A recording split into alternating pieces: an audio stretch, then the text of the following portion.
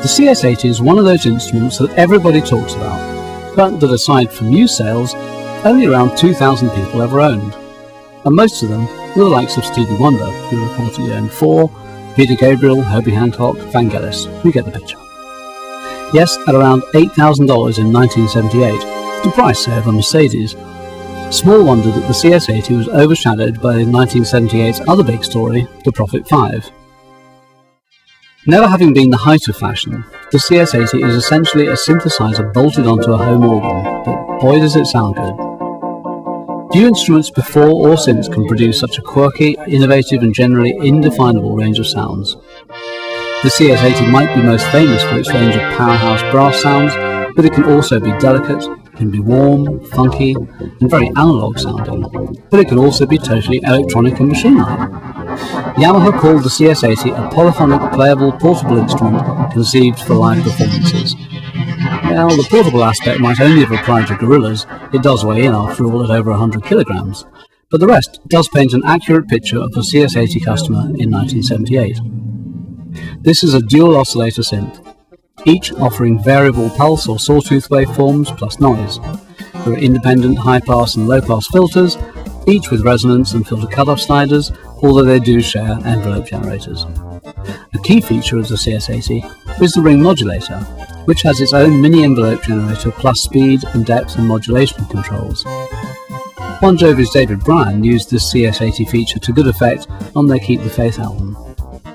Ring mod needn't be just used for weird clangorous sounds though. It also can be good for more subtle effects, like adding some shimmer to string patches. Meanwhile, LFO parameters include routing to VCO, VCA and VCF, and a choice of 5 waveforms, plus the option of being externally controlled. Although this is an 8-voice instrument, you can see from the mirror image control panel that it really operates as 2 independent 4-voice instruments, and indeed 2 independent sounds can be layered. The instrument comes with 22 presets, accessed via huge and brightly coloured rocker switches, but armed with this Forester panel switches and sliders and a brilliant selection of performance features, including the much-loved ribbon controller, the CS80 just begs to be tweaked and customised and manoeuvred on the fly. The ribbon controller is primarily designed for pitch bending, but it can also be used for producing finger vibrato or trills. The trick is to use a little finger as a starting point, and with your first finger slide up to a pitch, or just play trills. Stevie Wonder reportedly even wore out his pitch ribbon. Programming on a CS80 is, well, interesting. Essentially, you have to recreate your panel settings on this minuscule set of sliders hidden beneath a little trapdoor. Cute? For sure. Practical? No. The 3 big problems with the CS80 were tuning instability, the fact that you need to be a bodybuilder to take it anywhere, and price, all of which have very effectively been tackled by Arturia on the CS80V.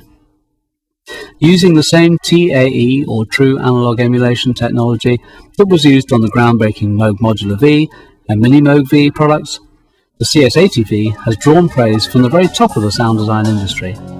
Spectrasonics founder Eric Persing calling it one of the best soft synths ever, and endorsing the fact that it truly does capture the sonic essence and spirit of the original.